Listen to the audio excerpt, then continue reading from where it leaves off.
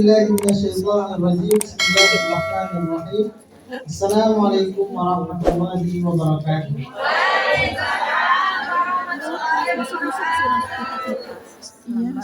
Alhamdulillah, tadi kita sudah dengar pemaparan dari Ustaz Ridwan. Sangat banyak sekali menceritakan bagaimana perjalanan hidup baginda Rasulullah. Kita berharap nanti Allah pertemukan kita bersama baginda Rasulullah di akhirat kelak. Inilah perbedaannya kalau kita ada handphone siapa yang ada telepon? Ini bedanya kalau kita menyebut-nyebut nama baginda Rasulullah dengan menyebut-nyebut nama temannya. Kalau saya selalu menceritakan Ustaz Abu itu orangnya seperti bayi, saya ceritakan Ustaz Ridwan ini orangnya baik, dermawan, mudah senyum, ramah. Kira-kira saya yang menceritakan dengan Ustaz Abu yang saya ceritakan dan Ustaz Ridwan, siapa yang akan dipandang orang menjadi mulia? Ustaz Ridwan dan Ustaz Abu. Saya akan angkat Ustaz Abu itu orangnya seperti ini. Cerita kebaikan-kebaikan ya. Saya akan angkat di depan ibu semua. Maka yang akan menjadi mulia Ustaz Abu dan Ustaz Ridwan. Tapi yang akan menaikkan suara Ustaz Abu.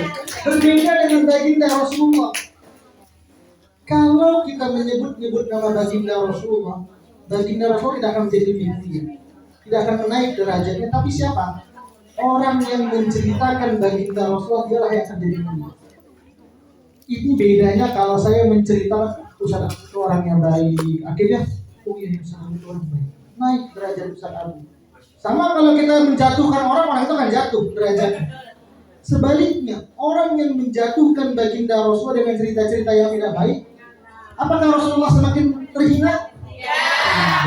Orangnya yang akan menjadi terhina. Inilah kalau kita menyebut-nyebut nama baginda Rasulullah dengan menyebut-nyebut dengan manusia itu berbeda. Maka mudah-mudahan dari awal kita tadi menyebut-nyebut nama baginda Rasulullah sampai siang ini, mudah-mudahan kita yang menyebut nama baginda Rasulullah SAW kita menjadi orang yang mulia di sisi Allah dan di sisi baginda Rasulullah. Ini Masya Allah yang luar biasanya kalau kita menyebut nama baginda Rasulullah dan menyebut nama orang lain. Alhamdulillah ibu yang dirahmati dan berkahi oleh Allah Subhanahu wa taala. Tadi pembicaraan kita ini saya masih ada 10 menit. Mudah-mudahan 10 menit ini bisa mewakili dari penyampaian saya. Tapi terakhir tugas manusia adalah untuk ibadah. Kita sudah bahas tentang ibadah. Wa ma khalaqul jinna wal insa illa liya'budun. Kemudian di ayat lain, ya ayuhan nasu ubudu rabbakumul ladzi khalaqakum walladzina min qablikum la'allakum tattaqun. Maka disuruh tadi menjadi ibadah. Maka tadi Ustaz Abu katakan dalam surah Al-Baqarah yang dibaca Bu Rini tadi, kaifa takfuruna billahi wa kuntum amwatan fa ahyaakum summa yumitukum summa yuhyikum summa ilaihi turja'un. Apa titik pembahasan dalam ayat ini tadi Bu? Kalimat ada 2 yang harus kita garis bawahi. Apa tadi Bu? Hidup dan mati. Hidup dan mati. Oke. Sebagai hidup dan mati. Ada di dalam Al-Quran kalimat hidup dan mati itu di tengahnya ada kata kuncinya. Boleh ibu-ibu buka kalau mungkin yang hafal boleh kasih hadiah karena dia masih banyak saya. Bacakan surah Al-Mulk, karena dibaca rutin kita Ibu. Al-Mulk ayat kedua. Silakan saya mau baca. Yang hafal lebih baik boleh silakan Ibu. Ayat 1 ayat 2. Ayat 1. Barakalladzi biyadihi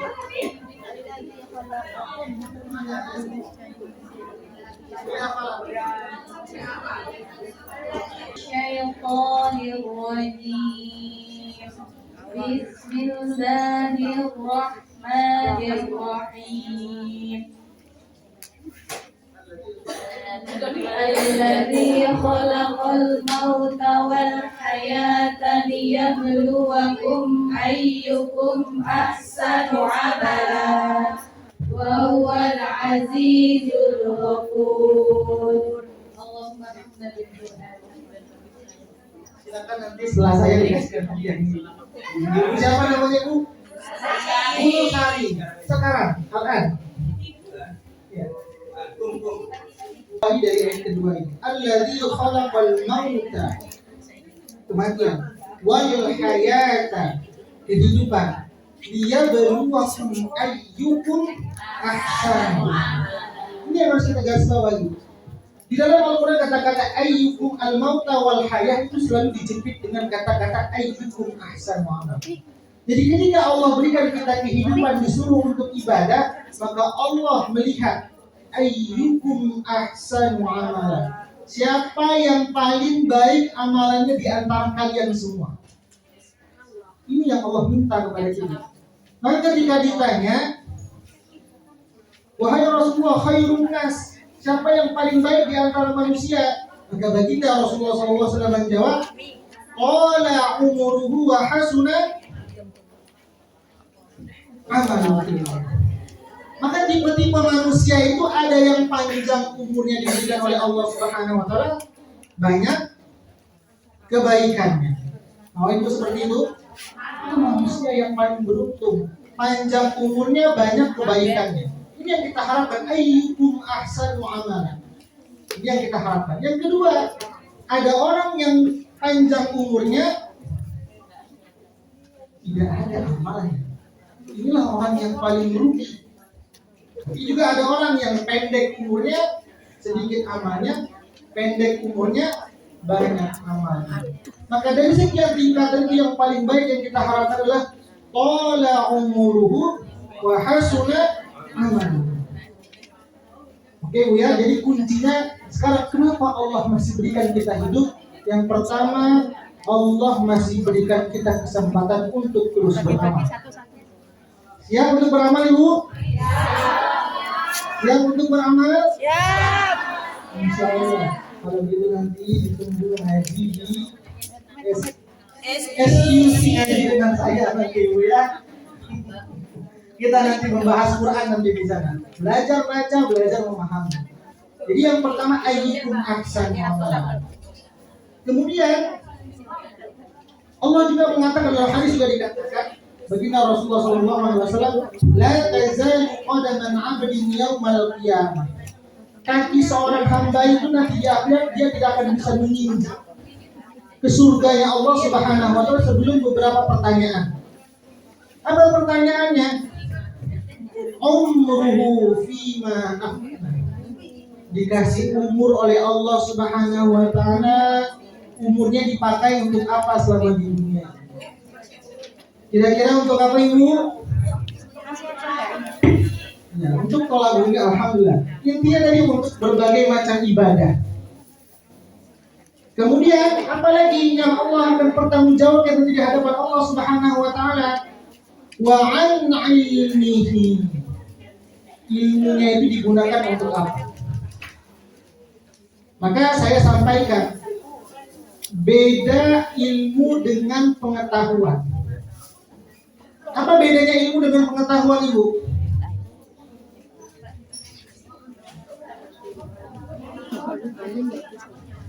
Apa bedanya ilmu dengan pengetahuan?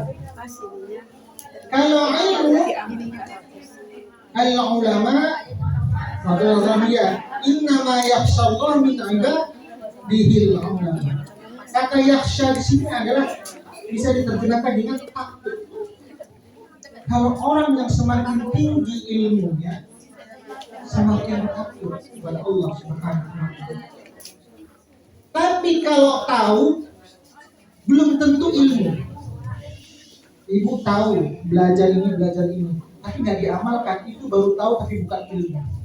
Maka kalau seandainya ada orang berpendidikan tinggi tapi dia korupsi, itu sebenarnya didapatkan selama sekolah bukan ilmu tapi pengetahuan. Dia tahu tapi tidak membuat dia jadi takut. Itu bedanya antara ilmu dengan pengetahuan. Maka diharapkan ketika kita sudah belajar ilmu, maka ketika nanti ilmu kita dihisab oleh Allah Subhanahu wa taala, ilmu itu membuat kita menjadi tunduk kepada Allah Subhanahu wa taala. Itu yang kedua yang akan dipertanggungjawabkan. Ini sebagai penutup nih ya. Karena ini nanti tugas manusia akan diminta bertanggung jawab di hadapan Allah. Yang pertama tadi apa ya? Umur. Yang kedua ilmu. Bahkan ada yang mengatakan 4, ada yang mengatakan 5 dalam hadis. Saya ambil yang 5. Yang ketiga adalah masa mudanya dihabiskan untuk apa? Ibu-ibu, masa mudanya dihabiskan untuk apa?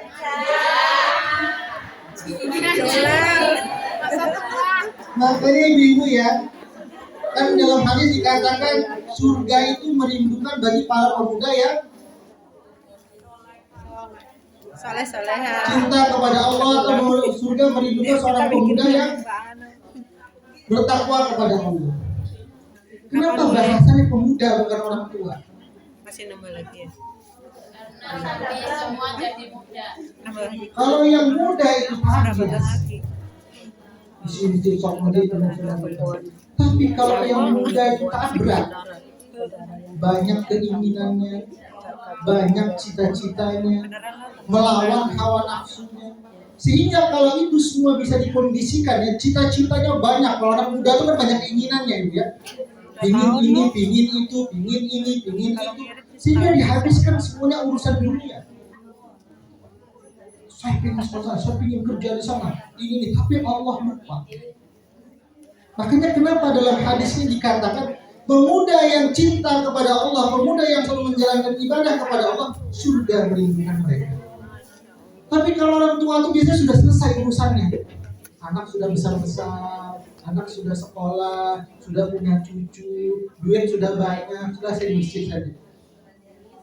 Tapi kalau anak muda ini banyak maunya, maka wajar sekarang kita harus membimbing bagaimana anak kita yang mungkin masih banyak cita-citanya yang mereka kejar, tapi jangan lupakan Allah Subhanahu wa Ta'ala. Itu yang ketiga. Maka kalau kita sudah lewati masa muda kita, dulu ada yang tidak kita kerjakan dalam hal ketaatan, maka Allah kasih kesempatan. Kenapa kita sekarang masih diberikan? Yang pertama tadi diperintahkan untuk ibadah. Yang kedua, Allah masih berikan kita kesempatan untuk bertaubat. Allah kasih hidup kita sekarang, dikasih kita kesempatan untuk taubat. Kenapa? Karena masa muda kita dulu akan dihisab. Oh, dulu saya nggak sempat sholat, saya nggak sempat ngaji. Maka sekarang ketika Allah kasih hidupan kita, maka kita segera bertobat kepada Allah Subhanahu wa Ta'ala. Mudah-mudahan apa yang dulu kita kerjakan kita bisa perbaiki sekarang. Itu yang ketiga. Yang keempat, wa an malihi min aina iktasabah wa mimman anfaqah. Dapat uang. Uangnya itu dipakai untuk apa? Dapatnya dari mana? Habisnya kemana? Dapatnya dari mana? Habisnya kemana? Dapatnya nggak baik, habisnya nggak baik. Atau dapatnya baik, habisnya juga baik. Itu nggak tentu. Jadi ada orang menggunakan muri tapi untuk ini salah juga. Maka kedua-duanya harus baik. Dapatnya baik, keluarnya untuk kebaikan. Jadi harta kita $1 pun atau satu apa kalau saya bagi sen, $1 pun tetap akan dipertanggungjawabkan oleh Allah Subhanahu wa Ta'ala. Kemudian wa an jismihi, capeknya itu untuk apa? Ibu-ibu capek nggak hari ini? Tidak. Panitia capek nggak hari ini? Tidak. Kalau capeknya digunakan untuk kebaikan, insya Allah barokah. Tapi kalau capeknya digunakan untuk untuk joget-joget apa semuanya, maka waktu yang kita lewati ketika kita capek tersebut akan dipertanggungjawabkan kepada Allah Subhanahu wa Ta'ala. Maka bagi ibu-ibu panitia, insya Allah ngurusin dari pagi, dari kemarin memikirkan harus rapat semua agenda, maka insya Allah capeknya ibu akan dicatat di sisi Allah Subhanahu wa Ta'ala. Dan inilah tujuan kita adalah seluruh rangkaian ibadah kehidupan kita untuk ibadah kepada Allah Subhanahu wa Ta'ala. Maka yang ketiga, yang kedua sebagai penutup, karena jam 4 saya harus sudah selesai jatah saya. Ya, yang kedua adalah tujuan manusia, tugas manusia sebagai khalifah. Al-Baqarah ayat ke-30. Silakan sampai hafal dulu. Kalau hafal dikasih hadiah satu lagi. Al-Baqarah 30. Wa il qala. Ibu NC enggak apa-apa Ustaz ya, mau kata pakai hafalan. Boleh Ustaz? Enggak, bisa terus. Nah, NC boleh Ustaz. Ayo yang lainnya dikasih kesempatan. Iya, Al-Baqarah 30. Ustaz kasih tahu awalnya. Wa in qala rabbuka lil Boleh, ibu siapa? Silakan. Apalan lo. Ibu siapa namanya? Apalan lo. Bu Syifa. ya. Salah. Syifa.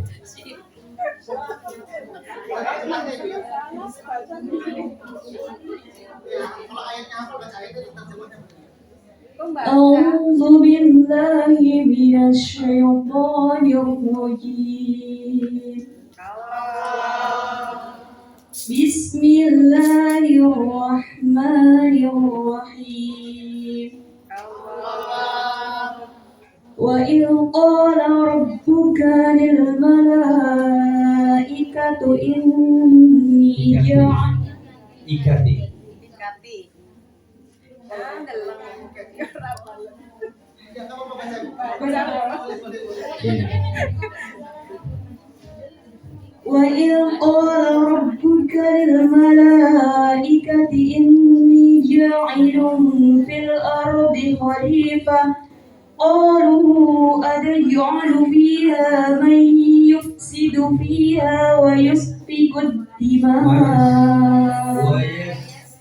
ويسفك الدماء ونحن نسبح بحمدك ونقدس لك قال إني أعلم ما لا تعلمون.